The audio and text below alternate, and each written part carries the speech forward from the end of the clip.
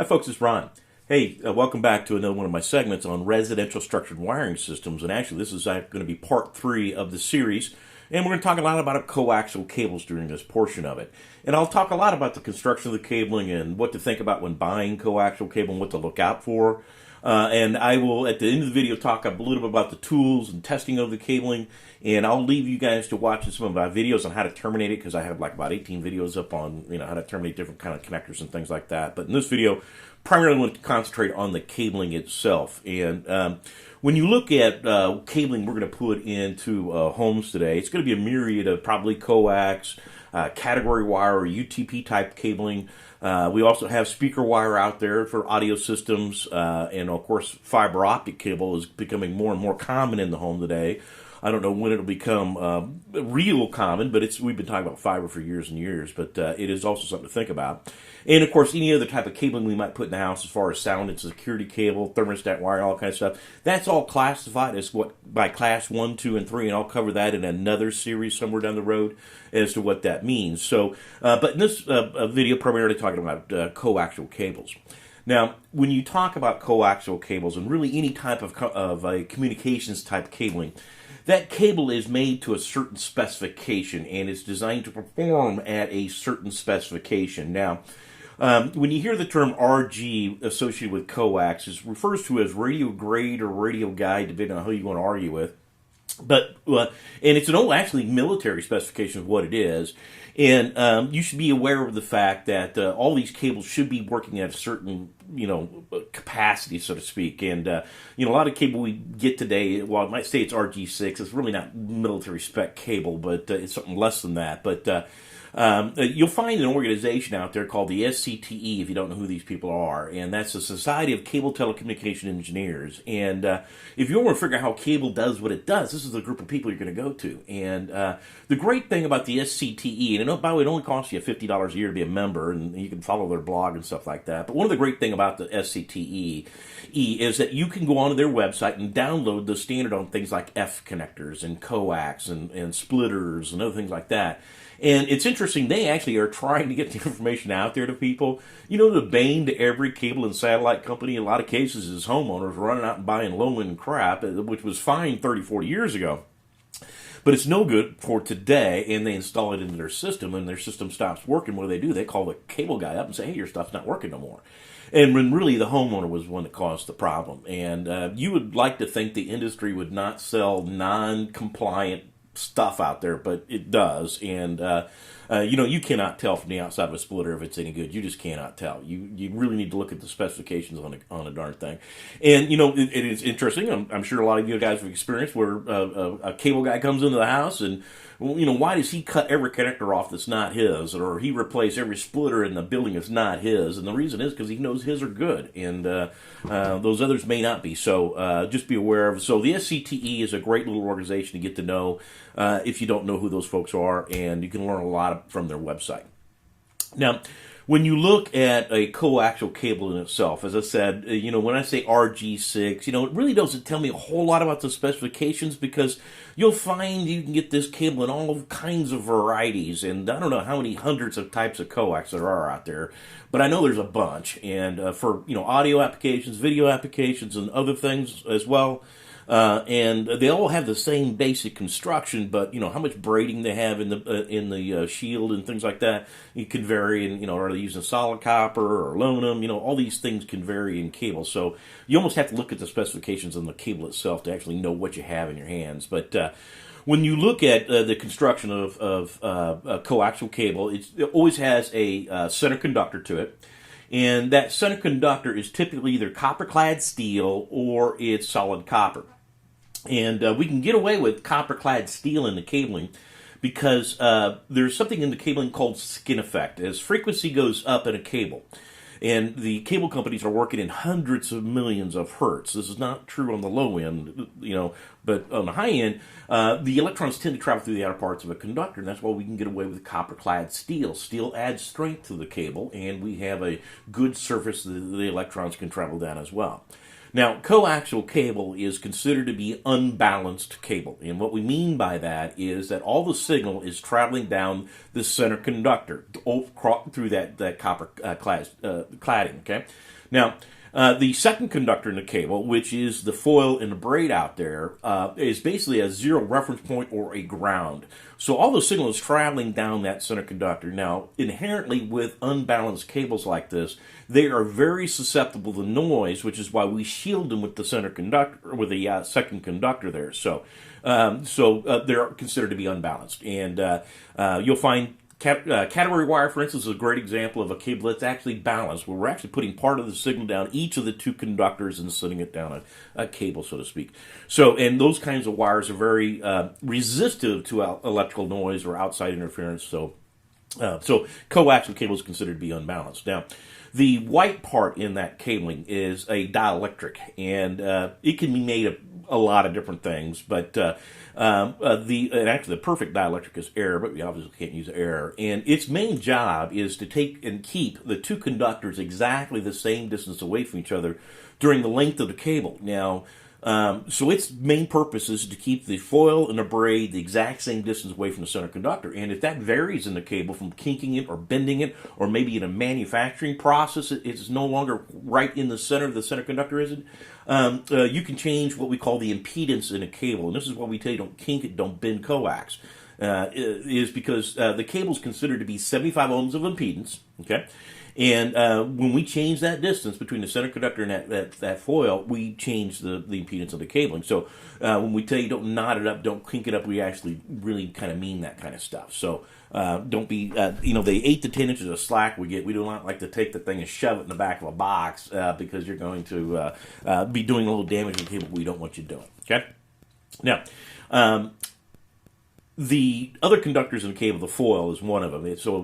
Makes up part of that. And the foil has a couple purposes to it. One is it's designed to keep outside noise, high-frequency noise, from bothering what's going on in the center conductor. Okay, so it blocks out like RF signals, like if you live down the street from a radio station or something like that.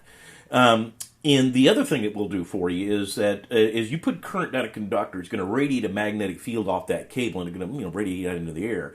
And the foil will help deflect that back onto the center conductor. So there's actually a couple of reasons for having it. Now, the other part of that second conductor is the braiding in the cabling. Now, that braiding, you can get in all kinds of types and flavors. Generally, it's aluminum, but it could be copper. Usually, 60% braiding is kind of industry average for cable TV applications, and what that means is that the braid, the weaving on it, is covering up roughly 60% of what's underneath it, okay? But you can get it in 40%, you can get it in 90-some% braid if you care to. And the purpose of the braiding is to help keep low-frequency noise from bothering what's going on in the center conductor, so like normal AC signals. So, and the amount of braiding you get in the cable can vary quite a bit depending on the cable you actually pick up and buy.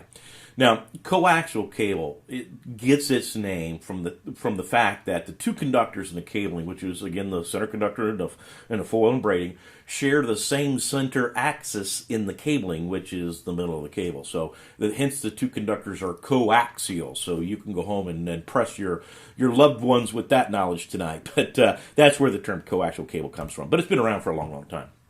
And really, World War II and earlier than that. So the term RG, radio means radio grade, or radio guide, I might have said, and you really need to look at the specifications of the cabling to know exactly what you have as far as that cable is concerned. But when you see a U, like in this case an RG6-U, the U means universal. It doesn't mean underground. I get a lot of folks that think it's underground. And you'll find typically if a cable's designed to go underground, it'll have a clear gel in it or something like that to help make it watertight. But as a general rule, you don't see a lot of variable coax being laid out there. But as far as, to the drop to the house kind of thing, they just use regular RG6 typically. And typically that cable, RG6, typically has 18-gauge center conductors in it. As I said earlier, about a 60% aluminum braid to it as well. and the foil is glued or bonded right to that, and that's a typical shot of what a typical RG 6 cable looks like, as we've kind of looked at here in the past here, with a center conductor, the dielectric, the foil, and the braid, and of course an outer jacket, which is usually PVC, but it could be plenum or something else as well. And then we get into quad shield cable. Now, quad shield cable is the same thing. It's got the same center conductor, typically 18 gauge, but it's got two foils and two braids in it, so it's essentially double shielded. And you can get this in several variations of a percentage of braids covering what's going on in the cabling. And as a general rule, I'm going to tell you that you don't need quad shield cable inside of a single family home. Now, if you want to spend a little bit of extra money, 10 or 15 or 20% more, whatever it costs you, you certainly could, and it wouldn't hurt you none. And but if you are worried about electrical noise for some reason, well, maybe you do live right down the street from that airport or radio station, maybe you might want to go to a quad shield cable. So the only difference in the two cables is the amount of braiding or shields we have in the cables. Okay. Now you'll still find RG59 cable out there as well. And all these cables, by the way, are 75 ohm cables. You technically can splice a piece of 59 into a piece of 6 into a piece of quad, and they're all supposedly going to work together. But there's some more loss associated with some of these cables than others, but essentially they're all 75 ohms and technically interchangeable. And again, the TVs, the set-top box, all those devices are designed to be 75 ohm. Now, we normally find RG59 today regulated to closed-circuit TV applications. Security guys will use it. HD audio applications, those kinds of things. Cable TV companies don't use it anymore. They used it a lot in the 70s and 80s, but they've moved on to RG6, which if you can think of all these wires as pipelines, if you want to think about it, you got to understand something. In the 70s, we had a pipe that big, and we're putting this much information down the pipe. Today, we're stuffing this pipe, and so RG6 gives them essentially a little bit bigger pipe, so that's why they use it today. And in this particular RG59 you see on the screen here, it's got a solid copper center conductor. Sometimes these guys are powering cameras and things as well, and they need to have a little less voltage drop. And it has no foil in it, but it does have a 95% copper braiding in it, which is very expensive and might run you a little bit more than RG6 does. But typically we'll pick a cable design for the applications, and RG59, RG6, and 6 quad are pretty common in cable TV applications. At least RG6 is in cable and satellite application. Now, a couple basic tips when you're pulling the cable and you're getting it into place. The standards recommend that copper-clad steel not be pulled any harder than 75 pounds of force. Okay. And solid copper at no more than 40 pounds of force. Now, how do you measure that? Well, you know what? Nobody measures it. But you kind of have an idea in your mind as an installer. If you're pulling on the cable a little hard and you stretch it a little bit, like I tell guys, if you ever pulled Romex and the outer jacketing of the Romex is like 3 feet longer than the copper inside, well, you pulled on it a little hard, but it still works. But you wouldn't want to do that to coax. You probably damage the cable to a point where you would want to use it. Bending radiuses. The bending radiuses are roughly 20 times the diameter of the cabling. So if a cable's about a 1/4 inch, the bending radius, 20 times is going to be somewhere around 5 or 6 inch loop is kind of what they're looking for at a minimum bending radius.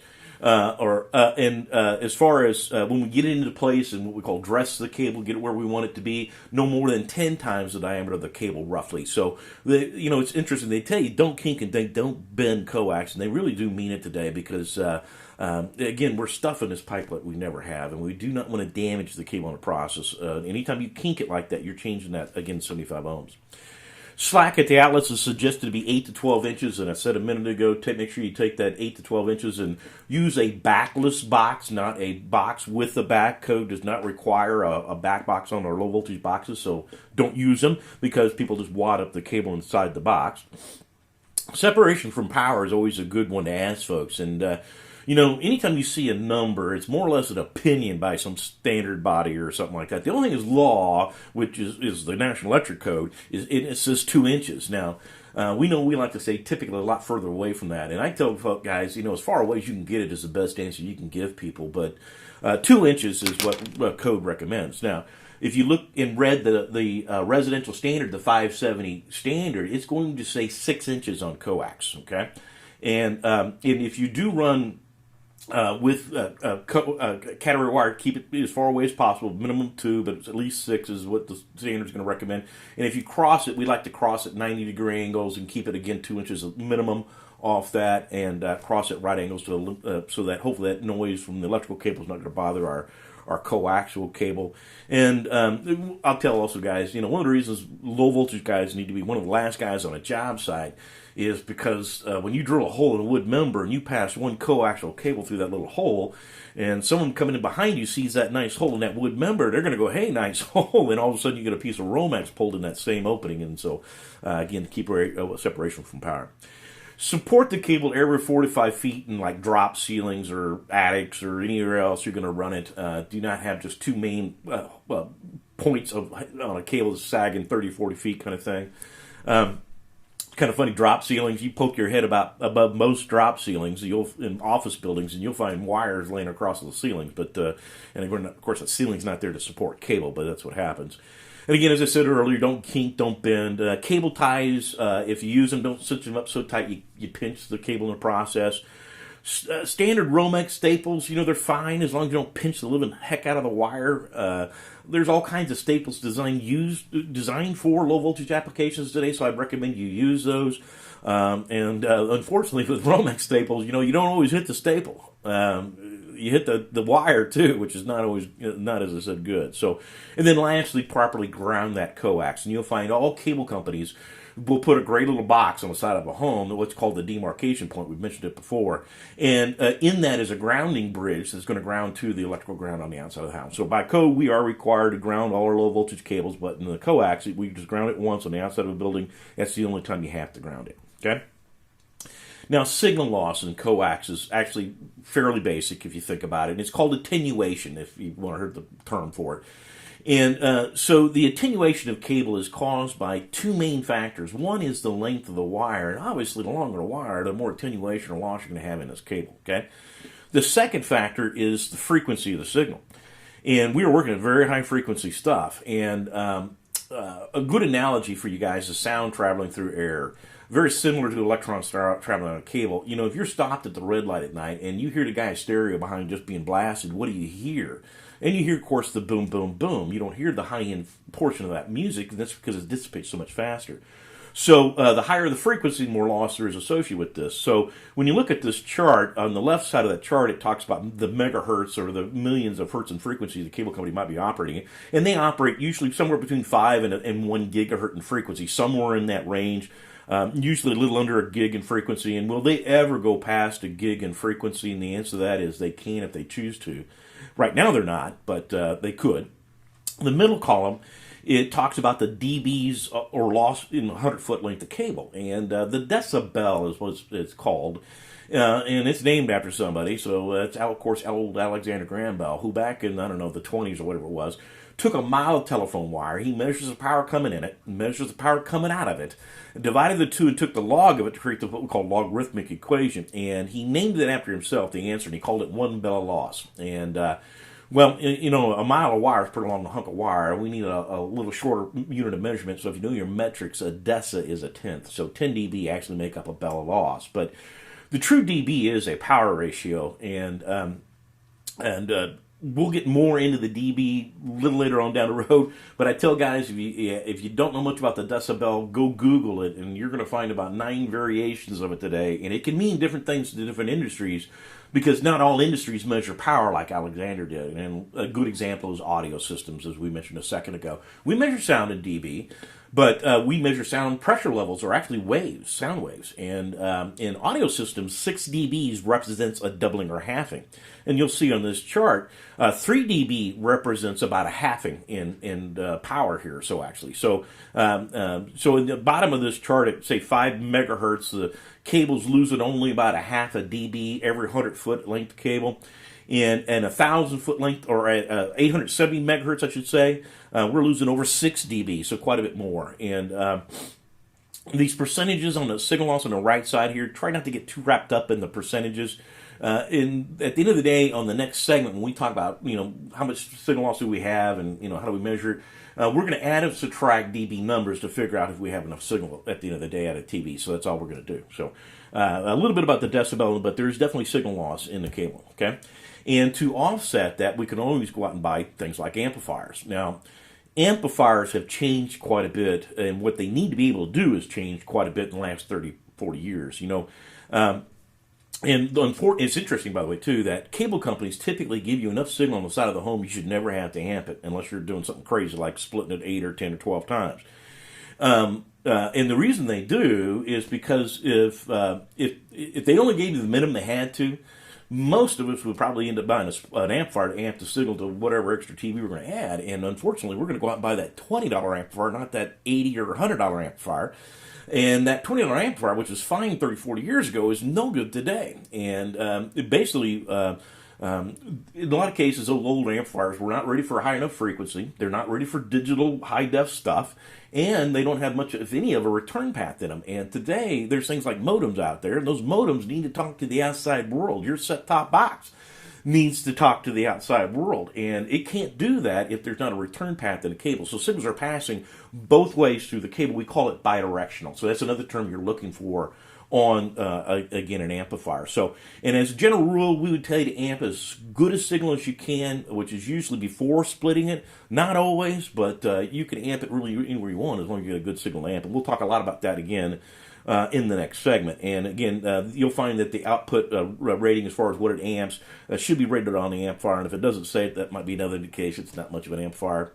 Here's an example of a pretty nice amplifier from our friends over at Leviton here.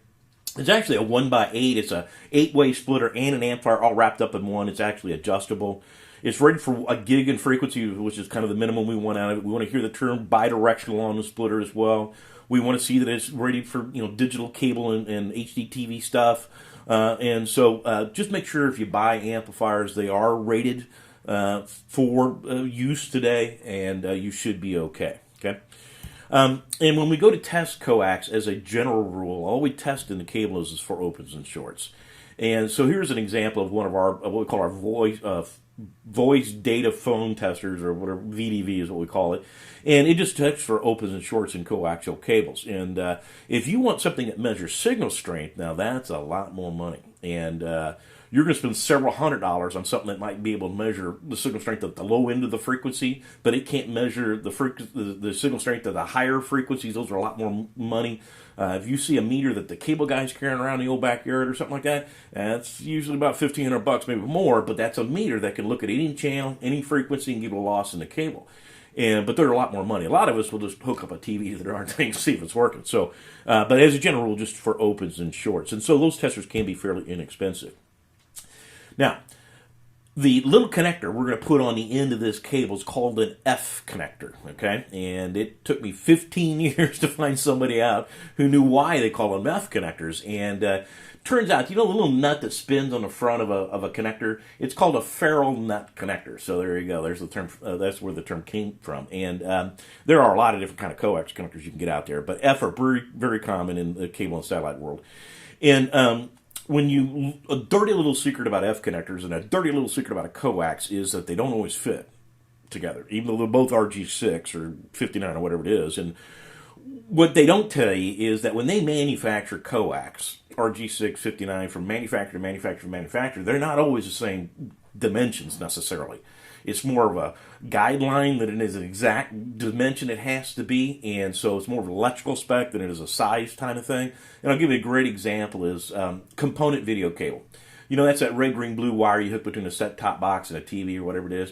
If you ever cut that little cable in half, it's 1/8 inch in diameter, it's actually mini RG59, it's coax.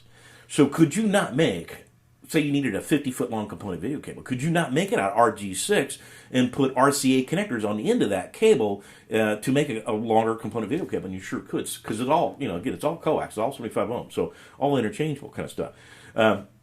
So you could if you care to. So I tell guys, the time to find out the connectors don't fit the cable you bought is not when you get to a job site. And there are going to be times when that connector goes right on that cable, and there's going to be times where it's not going on that cable. So just be aware of that. When we make a connector, we try to hit a range, but there are times when you might have to swap out connectors. Okay. Now, when you look at the types of F connectors you can go out and buy, there's a number out here. To be truthful with you, only one of these is any good as far as the engine is concerned. But one of those is the twist-on, the one on the top here. And, if a guy's using a twist-on coax connector, are we going to call that guy a pro? I don't think so, because he can't even afford the tool to put the connector on. So twist-ons, the problem with them is they twist right back off, and you can yank them right up the end of the cable. They're not going to stay on. So twist-on connectors, homeowner fine, but as a general rule, no pro ought to be using one. And the second connector on that list is a crimp-on. And the crimp-on connector was the industry choice for lots and lots and lots of years. However, in the last, I'm going to say 10, 15 years, it's really come out of favor, and nobody recommends crimp-ons anymore. And for a couple reasons. One is the crimp connector, when it gets applied to a cable, the tool is going to crush that cable slightly in the process of applying that connector onto the wire. And secondly, the die in the tool will turn a round connector into a hex-looking shape, and it has these little corners on it around the connector. And those little corners do a couple things. One, they let moisture get in and out of that connector, which I'm talking humidity corroding on a center conductor, which is a huge problem. And the other one is signal ingress and egress. Basically, signals can leak in and out of the connector. And as frequency goes up, we leak more energy. And these connectors are kind of considered leaky, so that's why your cable company no longer uses them. And they like to use compression coax connectors, which is the one on the right. We'll use everything nice and sealed and round and watertight and all that kind of good stuff. So that's the connector of choice, okay? Now, the next connector on that list is a push-on. And, if I'm going to give the homeowner a toolless solution today, I'm probably going to give them one of these type of push-ons. And you strip the cable properly, and as the name implies, you just push it on and it stays on. And you can get them off, but it's a lot better than a twist-on, I'll put it that way. But the only connector up here that's any good is the compression connector you see here. And we sell an industry-compliant connector. Installed properly, it'll pass all the tests the SCTE says it has to pass in order to be approved by the cable and satellite companies. But you'll find that most satellite and cable companies all gone out and spec one or two brands, and that's all they install. But we do actually sell a pretty good little connector right there. Now, when you cut the coax, I don't care what you cut it with, you're going to deform the shape of the cable in some form or another, whether you're using a diagonal or a side cutter or one of these rounded bladed cable cutters. Obviously, it's not good, and the stripping tool we're going to use on the end of the cable hopefully going to remove anything we've really deformed, but about anything will deform the shape of the cable. But these rounded blade cable cutters don't do a bad job. Now, when you go to strip the cable, the idea is to create what they call a two-step strip, where you're exposing a certain amount of the center conductor and a certain amount of the braiding and foil here, okay? So in the industry standard is quarter-inch and quarter-inch of both. So quarter-inch of center conductor exposed, a quarter-inch of the braiding exposed. Now, these yellow-handled little what I call weekend warrior type tools, they work fine. I mean, they're you're not doing thousands of them. You get a couple done on a weekend kind of thing. You could use a razor knife, which just be careful not to cut this through the copper coating of the center conductor. And if you want to go out and buy a little nicer tool, there are basically two types of coax strippers in my humble opinion. There's ones you can adjust the blade depths in, and there's ones you cannot adjust. And I'll be truthful with you, a lot of managers hate to hand their guys on their crew anything they can adjust, because what's the worst thing about adjustable tools?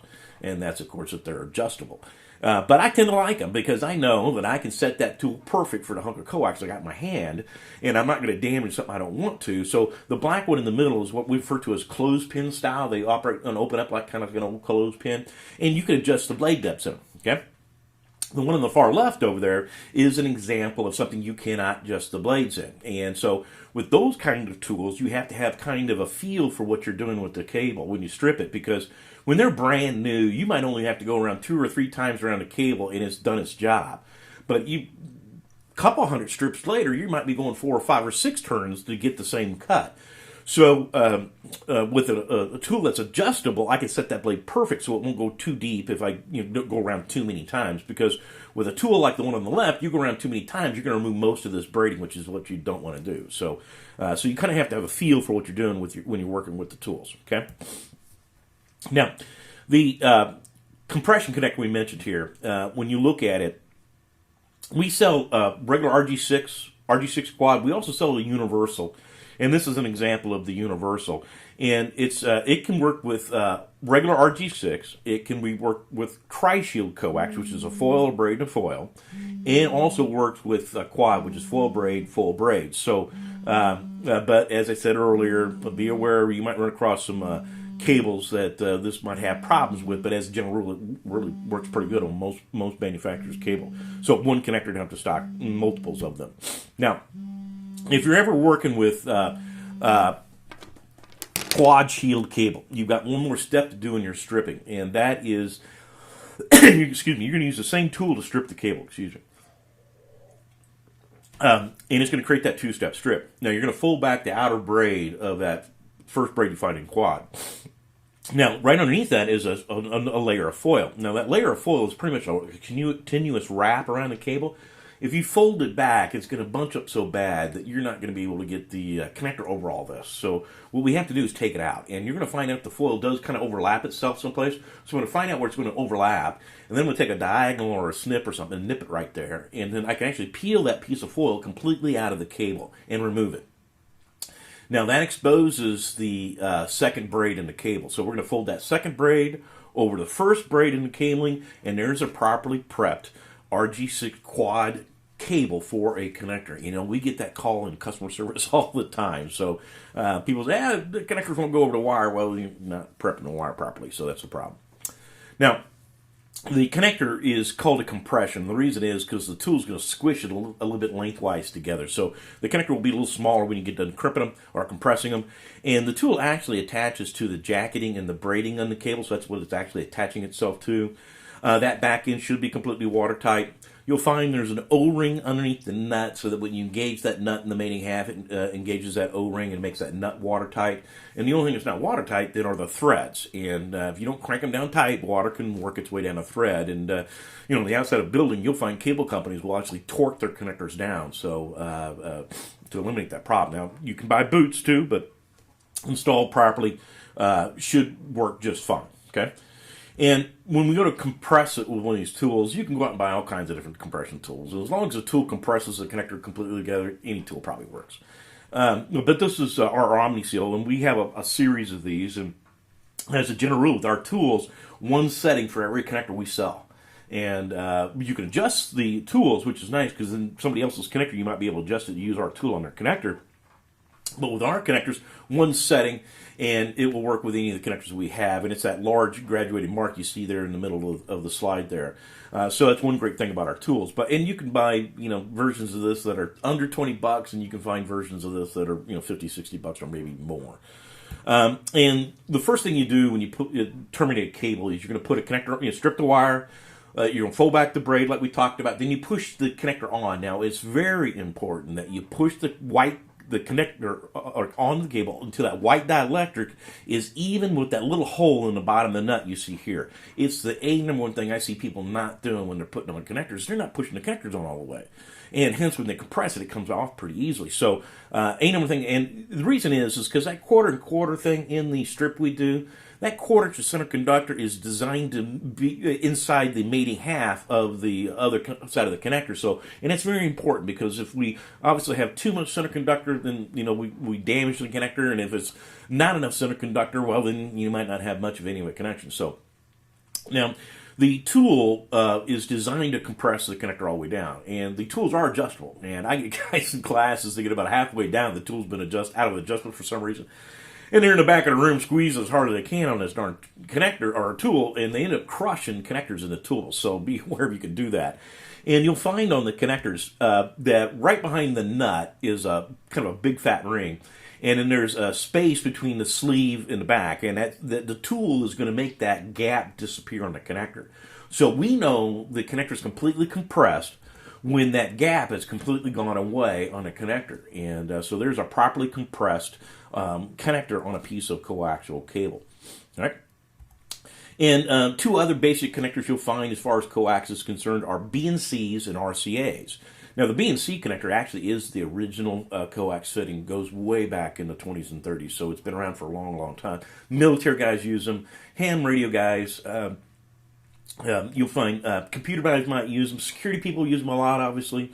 They're a little pricey, and the other connector out there is called an RCA. And in the audio-video world, we use a lot of RCA connectors, which are named after that famous little company who in the 40s or whatever it was developed those phonographs, and we wanted to use the speakers in existing stereos, so they developed that little connector. Now, both the RCA and the BNCs have pins in them, and so that's the center pin on an RCA. There's a little bit of pin inside of a BNC as well. F connectors are considered pinless. The center conductor actually is the pin. And we used to solder or crimp pins on those connectors. And you'll find that they're typically compression today, and we no longer have to do that. But those are two other connectors you'll run across when dealing with coax. Now, the hands-on on this portion of this series, I'm going to leave to my other videos I have up, and I'm going to post here a bunch of links to different videos that I have up. And if you go to my playlist on coax, you'll find like 18 videos on different connectors that we show you how to terminate and stuff like that. So depending on the connector you're trying to deal with, maybe you ought to go to that particular individual video. And while you're on my channel, do me a favor, go ahead and subscribe to it. And, I can't believe, folks, the number of people I've been able to help with this darn channel. And so it feels good, and I really do appreciate that, and I appreciate you guys watching like you do. So thank you very much. Again, this is Ron with Ideal Industries, and I'll plan on seeing you on the next one.